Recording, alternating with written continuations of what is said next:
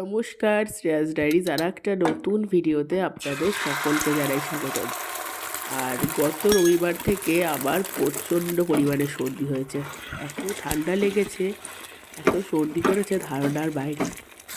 আর এটা হচ্ছে গিয়ে সোমবার দিনের রাতের ভোজনের আয়োজন। রবিবার থেকে একটু শরীরটা একটু করে খারাপ লাগছিল, আর সোমবার দিনে তো সেই শরীর খারাপটা আরও একটু বেশি হতে থাকে। আর এর কারণে যেহেতু সর্দি হয়েছে তাই মুখের স্বাদটাও চলে গেছিলো একেবারে, মানে সোমবার দিনে যেন আর কোনো খাবারের স্বাদই পাচ্ছিলাম না। তো আমাদের কোনো রকম কোনো প্ল্যান ছিল না এগরোল করার।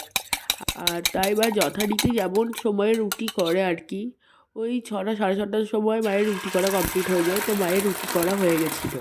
রুটি হয়ে যাওয়ার ঠিক আধ ঘন্টা পর আমি মাকে বললাম যে মা, আমার যেহেতু রুটির থেকে স্বাদ নেই মুখেতে কিচ্ছু, একদম মানে দুপুরবেলাতেও খেতে বসে প্রচুর ঘ্যানের মানে লাগছিল, খেতে একদম ভালো লাগছিল না।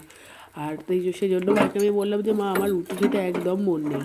মা তখন বললো ঠিক আছে, তাহলে বাড়িতে কিছু ডিম আছে, তা সেই ডিম দিয়ে পেঁয়াজ, শসা আর গাজর দিয়ে, তারপর একটু সস, একটু মেয়োনিজ, আর যেহেতু আমি খুব একটা ঝাল খাই না তাই লঙ্কাটা মা দেয়নি, তো ওই সব দিয়েই এগ রোল হয়েছিল। আর হ্যাঁ, বলাই তো হলো না, ডিমটা ফাটানোর সময় আমরা নুন আর গোলমরিচ দিয়ে ডিমটা ফাটিয়েছিলাম। ও হ্যাঁ, বাড়িতে এগরোল হলেই সে এগরোলের স্বাদ দ্বিগুণ বাড়ানোর জন্য আমরা দিই সেও বাদাম ভাজা। বাপিকে সঙ্গে সঙ্গে আমি ফোন করে জানিয়ে দিলাম, যখনই মা বললো যে ঠান্ডা যখন লেগেছে মুখে যখন স্বাদ নেই তাহলে এগরোল বানিয়ে দেবো, তো সঙ্গে সঙ্গে আমি বাপিকে ফোন করলাম যে বাপি, সেও বাদাম ভাজা নিয়ে এসো, ওইটা কিন্তু ভুলো না একেবারে। তো বাপি বললো ঠিক আছে। আর আমার মা যেহেতু আমার হেলথের দিকটারও খেয়াল রাখে, তাই আমার মা রুটিগুলোকে একটু কম তেলে তেলে ভেজেছিল।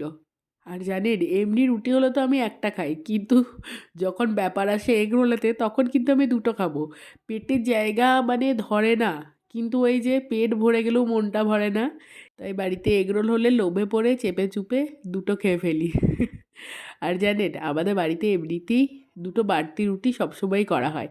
তার কারণ হচ্ছে গিয়ে, একটা হচ্ছে গিয়ে মা সকালবেলা পাখিদেরকে দেয়, আর আরেকটা মা বাসি রুটি নিজে খায় সকালবেলা, মানে জলখাবেলা।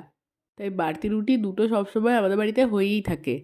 তো সেই জন্য আমি যেহেতু দুটো খাবো এগরোল হলে, তো মা বললো যে মানে কি জলখাবেলায় তার পরের দিন বাসি রুটি খাবে না, বরং সেটা দিয়ে আমাকে আর একটা বাড়তি এগরোল বানিয়ে দেবে।